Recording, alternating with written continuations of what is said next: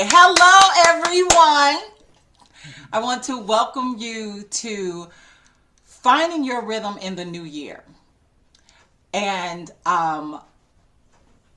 this is the place for you to be if you find yourself marching to the beat of someone else's drum. Okay, so together, Sylvia, Leslie, and myself, Chanita, we have come together in this space to serve, to support you in reclaiming your rhythm. Reclaiming your rhythm. You have tried things other people's way and you find out that you're not getting the results that you desire. You have not created the life that you truly desire. So here's an opportunity. We've created this safe space. We've already energetically created the safe space for you all. So know that we are here to support you and we're sharing the tools that have helped to serve us. So we're just going to get into the meat of it because this is just going to be a brief gathering, okay? And I want you to take this time. You can pause it if you want. You can pause it if you need to go grab a piece of paper and a writing utensil. So, if you have something nearby, fine. I'm just going to assume like you've already paused it. Pause. And now you have it. All right. So I have the gift of song, and I understand how sound plays a role in creating our realities. I understand how sound has also been used by certain powers to hold us in a certain position. Okay? So what we want to do right now is first, I want you to take the paper. You're not going to write on it just yet. And by the way, we don't do resolutions here, okay? We do rhythm. Everything is about being aligned with divine creation. And you will soon find we're very spiritual people within our own right. And so that will always be acknowledged here. So I'm setting the tone here for all of us. And I want you, first, take a deep breath. Woosah.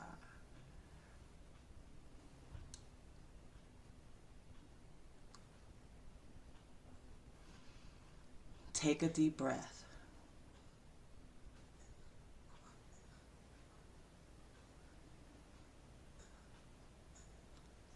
And I want to apologize in advance if this seems rushed, if it felt rushed in the beginning. I'm also apologizing to myself. I want you to just take a deep breath again and be present with yourself and with us. Just allow yourself to be present. Please remove any distractions. Please mute your phone. Please give this to yourself this time.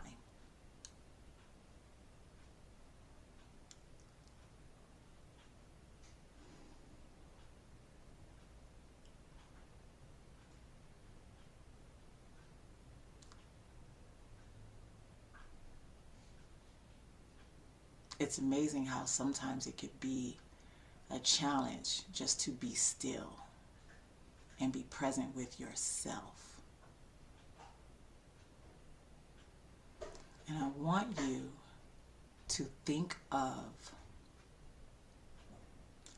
what you really want for yourself. And you don't have to limit it to one thing. I want you to think of what do you really want for yourself. And sometimes, just to share this about myself, sometimes I can't articulate it. So you may not be able to articulate it. You may just have the feeling, and that's fine.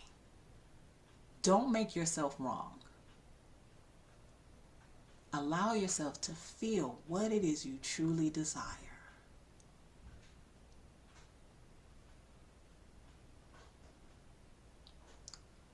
What is it you want to feel?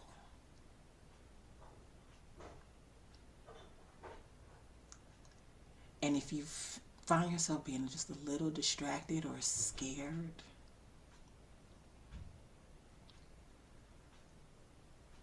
you can hold on to yourself. You can clench your fist.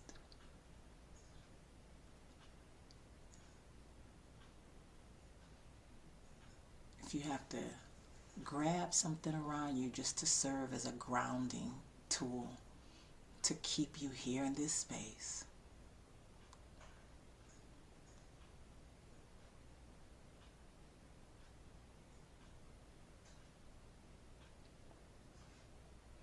Everything you need is within you. Every single thing. All the power. You were created with the power inside of you. Let this environment serve to nurture that.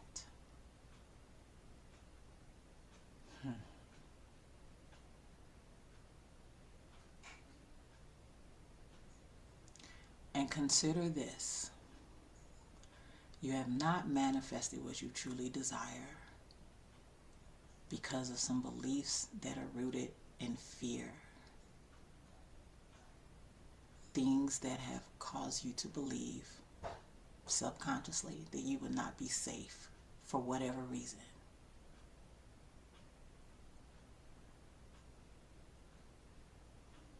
I'm not here today to dive into that.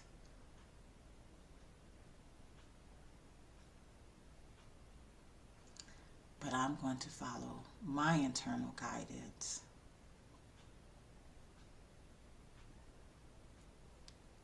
And use the gift of sound to deliver a message to you that I want you to take with you throughout this process today and afterwards.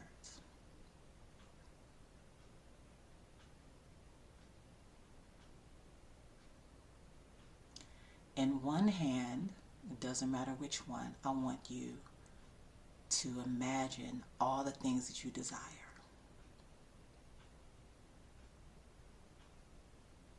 In the other hand,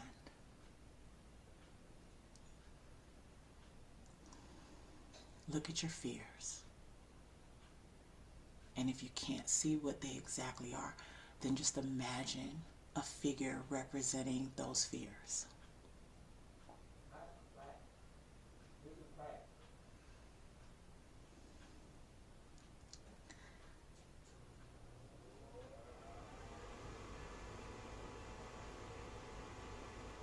And I want you to know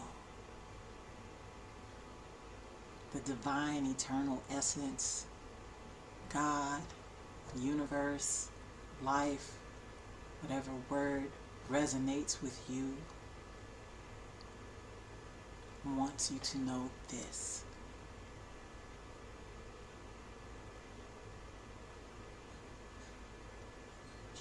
I am here. You don't have to worry, I can see your tears. I'll be there in a hurry when you call. Friends are there to catch you when you fall. Here's my shoulder, you can lean on me. You can always tap within. I am here. You don't have to worry, I can see your tears. I'll be there in a hurry when you call. Friends are there to catch you when you fall. Here's my shoulder, you can lean on me. Let your vibes go higher. I am here. You don't have to worry, I can see your tears. I'll be there in a hurry when you call. Friends are there to catch you when you fall.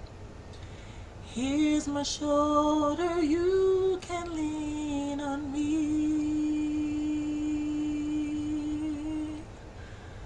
Here's my shoulder, you can lean on me.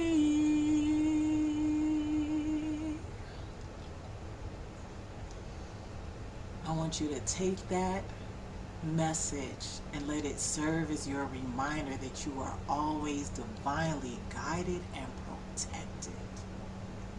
Always. Trust the divine within you. You were created to have the best life ever. And with that, I will pass it on to dear Leslie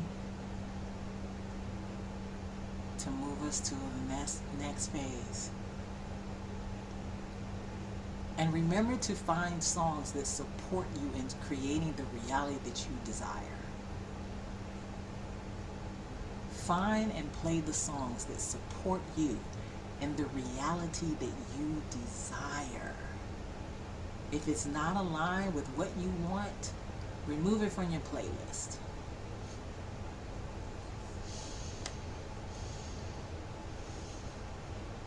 Thank you. Hi, everybody. So, welcome to our little get together. My name is Leslie Warren, and what I'd like to walk you through are the 5 pillars to abundant health. So, here in Florida, I'm kind of known as the Zumba lady in my town, but I also do fitness. And what I want to share with you again are the 5 pillars of health. We all know them, it's not a big secret. What is a secret is how do I do all this simple stuff on a everyday basis? And is it really that simple? And the short answer is yes, it is that simple.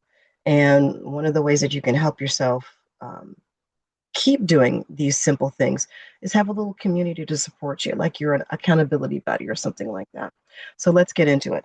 What's the first thing that we can't live without? Or what's the first pillar of health? Breath.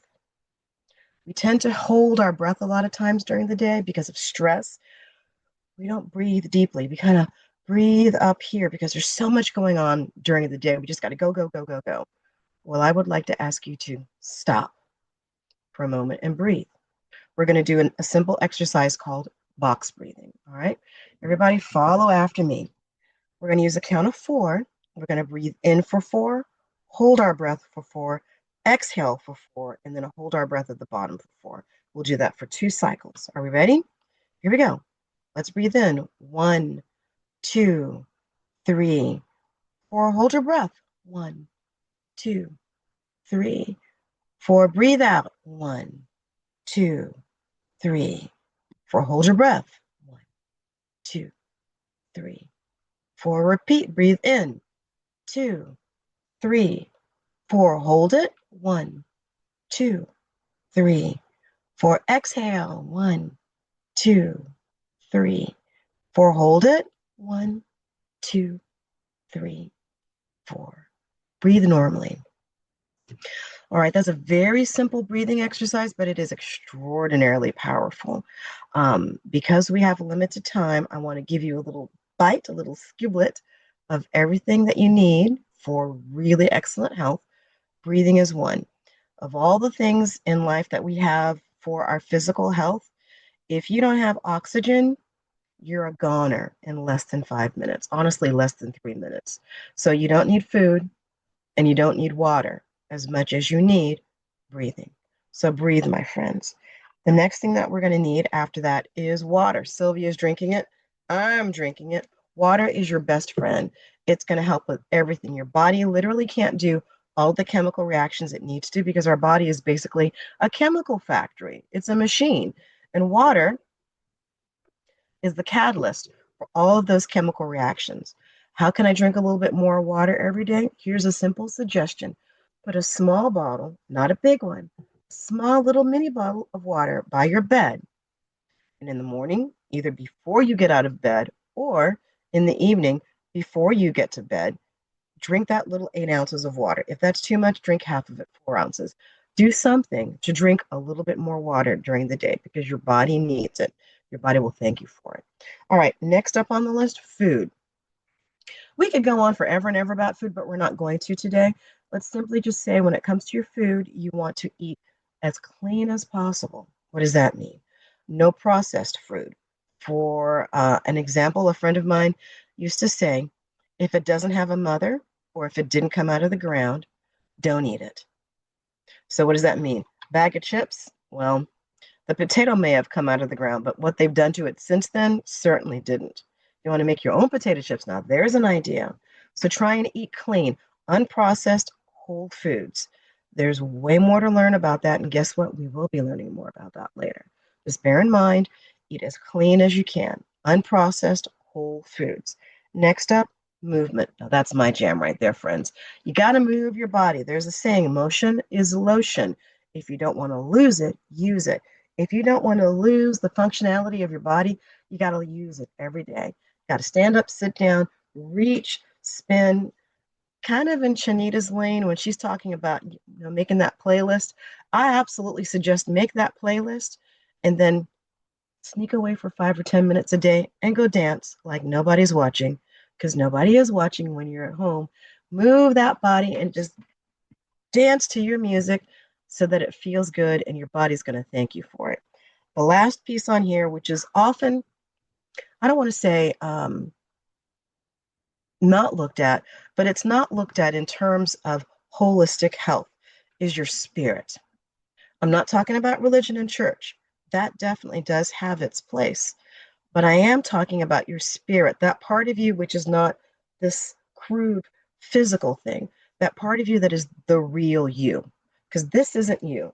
This is just the gift wrap. Because you are a present. You are a gift, and that's what's on the inside. This is just the gift wrap of the present. So find some sort of spiritual practice, not necessarily religious, that has its place too. So reading your Bible, reading your Quran, whatever it is, that religious practice, hang on to that. But do something a little extra for your spirit, whether that be yoga, whether that be for some people, Tai Chi, whether that be dancing to your favorite 80s playlist. That actually is something that can be very spiritual. Find your spiritual practice. That could be a walk out in nature. That's a 2-for-1, friends. You're not only reconnecting with nature and grounding by being on that ground and getting the, what do they call it? The ionic exchange between the earth and your body, but you're also getting some physical exercise. So find some sort of spiritual practice, whatever works for you. Walking, singing, dancing, crocheting, petting your cat, playing with your dog. Those can be spiritual exercises. Those can be spiritual experiences. Find something for you. And just to recap, 5 pillars of amazing holistic health. Make sure you're breathing. That's the most important one. Make sure you're getting your hydration, your water. Eat nice and clean. Move your body. Emotion is lotion. If you don't use it, you lose it. And find something that spiritually connects yourself to your higher self, to your true self. Because what makes you you, the most beautiful part about you, is nothing that can be seen. It's the thing that's felt every time you're around people. And that's the thing that they feel about you. And that's what you leave with people when you leave, how they feel about you, the most beautiful part of you. And with that, I'm done. Hello, hello, hello, everyone. How are you guys today? I am Sylvia LeMay. I am your AI healer. How does AI fit in? Well, again, with AI, we're finding your rhythm in the new year, and gentle AI tools I'm going to talk about for women who honor their energy limits. So with that being said, let's kind of have a presentation here. So I'm just going to do a little short. Rhythm versus resolutions. I forgot who mentioned it. I think it was Chanita talking about we're not making resolutions, we're working with rhythm. And why rhythm, not resolutions? Because resolutions demand consistency. When you have chronic illness or burnout, you require flexibility. Rhythm honors fluctuating energy and your unique lifestyle. In the new year, resolutions impose unrealistic expectation, often leading to frustration instead of embracing rhythm. Acknowledge your body's natural fluctuation. Recognize that your chronic illness or burnout requires adaptability. And that's it. I guess and it honors our energy levels. It's leading a more compassionate and sustainable approach to self-care throughout the year. So we want to honor our body's rhythm. Meanwhile, what I want to call is the invisible load. I know you're like, what is the invisible load? I think as women, as mothers, as caretakers, as daughters, as entrepreneurs, we have this invisible load. And part of it, and this is what causes our burnout. In burnout, it's cognitive. I define it as cognitive exhaustion. And many women spend more energy managing their life that can than actually living it. And this is where you need support from AI. So again, the visible load that I like to talk about is when we're making decisions. Choices become overwhelming and exhausting daily. Sometimes we have so many things that we're thinking about and we're that we need to do. It's like, oh, I need to go here. I need to do this. I need to email that. I need to pick up this. I forgot to do this, et cetera, et cetera, et cetera, et cetera. All of that is fatigue, and it causes exhaustion in your brain. Brain fog. Many of us, if we're not eating good, as Leslie just stated, a lot of times our sugar levels are off, or just we don't have the right nutrition going to our brain. So many of us experience brain fog. We don't have the clarity that we need to make the decisions. Decisions can feel insurmountable. We don't have the bandwidth in our brains. And then let's talk about the invisible load of guilt around rest. Many of us feel like that we should be resting. We know we should be resting. However, we have not 100, but 110 things to do. So some of us have been, what's the word? We've been nurtured by society, by our families to go, go, go, do. And we don't realize until we either feel burned out or exhausted, or we can't move anymore from stress, which chronic stress will weigh on our bodies. And so by that weighing on our bodies, it also breaks down our immune system. And then we deal with chronic illness. So what does all that have to do, what I just said, with AI? Well, one, I know all of you have experienced feeling just staring at a computer screen or just staring at the TV, trying to write a simple email while your brain wades through thick fog. Well, this is where AI comes in. A lot of us could use AI to support us in many ways that we may not even know. So the reason we don't use it, or we just use it minimally, is because of our fears and our suspicions about AI. So let's go ahead and reframe that for a second. First of all, AI is not here to replace you, and AI is here to support you. And I want you to be clear. AI is not about hustling harder. For us with mobility issues like myself, I have chronic fatigue and fibro. AI has been a great and wonderful savior for me, far as with my energy. And for people that I know that are in business or just working day to day, AI has helped them cut down tasks that they may have done or need to do, like emails, newsletters, etc. So I'm getting ahead of myself, so I don't want to go too far. So you already, think about this.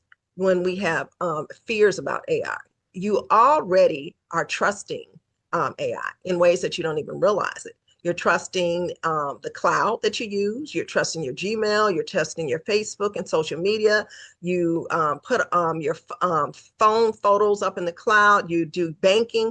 All of this is cloud activity. AI is just another tool. The difference is you have more control than what you know that you have. And when I say that, you have control over what you share. So what if you had a tireless assistant? You know, we always say, oh, I need someone to help. I need someone to assist, et cetera, et cetera. Well, that's what AI is. It's an assistant. It never gets tired or impatient. It works at 3 a.m. when you can't sleep. It helps when you have brain fog. It's never judgmental. It costs very little to use. So that's what AI can do for you. So what is AI really? So think of AI as a very smart computer, but for words and ideas. So you already are using AI, like I said, if you have Siri on your phone or Alexa's, you ask it questions. You can get Netflix recommendations. You can use, we do use GPS. All of that is in the cloud and it is AI. So with that being said, AI, we have, can support us thinking when you're tired. So what does that mean? Yeah, thinking when you're tired. It helps with the brain fog. A lot of times you can put 2 or 3 little ideas or a couple sentences in and, oh, wow, it brings back all of this information. It's like, yeah, that's exactly what I'm trying to say. It reduces your decision-making fatigue. It turns your thoughts into plans gently. And AI can also help replace exhausting mental loops that, like, what should I do? Do you have you don't have, like I said, you don't have to explain everything. Just show up as you are. No judgment zone. AI. So what AI is not, I've just talked about a little bit about what it is. It's not for pushing through crashes so you can burn out more. It's not for replacing intuition because we all have that and we should be in tune with that. And it's not for comparison. AI should never override your body's wisdom. If something doesn't feel right, we listen to our body, not a tool. And so from tools to rhythm. So support, space, rhythm. Once your mental load is lighter, space opens up. And from space, rhythm naturally emerges. Your pace, your season, your way. So you can think clear. You know where you need to go. You know what direction. That's what AI does. It helps lift the load. So we've been doing a lot of breathing and meditating, little short meditations. So why AI matters for your nervous system. When you're deadline, when you're dealing with fatigue or burnout, your energy is precious. So it reduces decision-making fatigue, as I said a couple times. Let AI draft options, you choose one. It minimizes your mental load. You can offload your thinking into AI, can organize it in a systematic way. You work in small bursts. Start when energized, finish later. So, I have a thought here and I'll type something in, it'll come up with something and I'm tired. Okay. So it keeps your information if you want it to. It preserves creative sparks. So sometimes you might have something and you just want to hash it out with someone, but no one's around. So AI can do that for you as well. Your body needs rest and AI can do the heavy lifting. I guess that's the bottom line with that.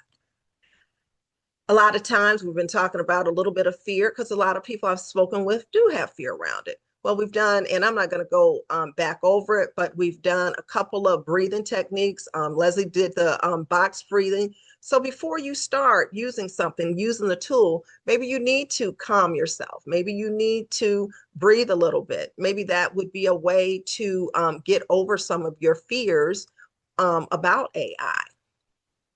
So let me go and just give you a couple suggestions real quick. Gentle ways to start is to use, I mean, everybody hears about Chat GPT. It's free and it's a paid version. You can ask it what does it does? It answers questions, it drafts emails, it organizes ideas. Perfect for brain fog days, decision overwhelming, writing tasks. An example, just help me write a kind email declining a social, I'm sorry, I'm losing my voice, kind email declining a social invitation because I need to rest. Or it could be a business email. So you could write it like that. The other thing that could AI could help you with, say, oh God, I'm so tired today, or you have the kids, you want to do, you want to spend more time with them, you've been running around, et cetera, et cetera. You might even have what they say, that sandwich generation. You're taking care of parents, but you know you need to eat. So you're thinking, I don't want to go to the store. So ask AI, say I need a meal. I'm exhausted. I need a meal plan. What can I do? So this is just a simple prompt. I am tired and need a very simple dinner for a week. I have chicken, pasta, and frozen vegetables. Give me 3 ways or 3 easy recipes that I can do in 20 minutes with minimal cleanup. And if I had more time, I would show that to you. Other things that you can do with AI, I would not suggest you give maybe all your medical documentation, but you can ask it a general question. You can go to Perplexity and you can ask it to be your assistant. I heard a lady said that with her parent or whatever had a lot of questions, and she was about 85 years old. So what she taught her how to do is how to use AI to ask it complex questions, maybe about your diagnosis in general, and give feedback, or your medication, or maybe where even is the best place to find your medication. So again, those are just a couple of examples. So your invitation, finding your rhythm. What does that mean? It means working with your body, not against it. It means using tools that support your limitation. It means building sustainable life, maintaining boundaries that protect your peace. AI is one tool that is in your gentle toolkit to use. So let's circle back. How many of you have started stared at your phone trying to write one email because your brain won't cooperate? Now you have an answer to alleviate your struggle. Remember, you don't need to be tech savvy. You don't need to use AI perfectly. You control what you share. You just need to be curious. Start small, start gentle, start safe, start when you're ready. And with that being said, again, I'd like to thank everybody for showing up here, for listening to the 3 of us today. And we also want to mention that we are going to do another free masterclass. It is coming very soon. We will give you the date. It will be next month. It will be probably towards the end of the month. So look out. We're going to let you know, and we will continue to go in depth about the information we have shared here today. So I would like to close this with a blessing. I bless everyone that has come. I would also like to say, you are not behind. Your rhythm is valid. Support is allowed. This isn't about catching up. It's about coming home to yourself. So again, one last time, thank you for joining us. Your journey to finding your rhythm starts whenever you are ready. And with that being said, let's say namaste.